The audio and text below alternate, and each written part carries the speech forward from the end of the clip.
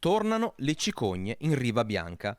La natura sceglie San Lazzaro per sentirsi a casa, dove chi ci abita ha a sua volta scelto di difendere quella terra, di non abbandonarla e di non abbandonarsi all'idea che lì vengano costruiti capannoni e gettati quintali di cemento.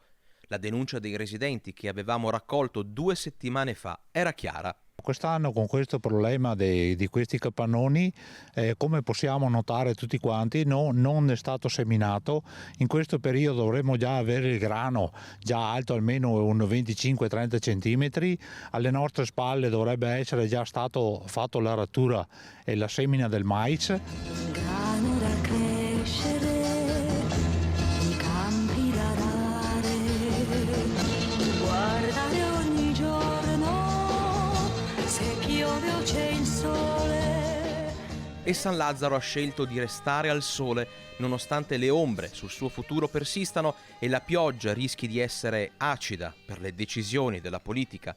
Ma intanto, in attesa di grano da seminare che l'anno scorso c'era e che finora non c'è, i campi sono stati arati, le sterpaglie tolte e i terreni sono pronti per la semina.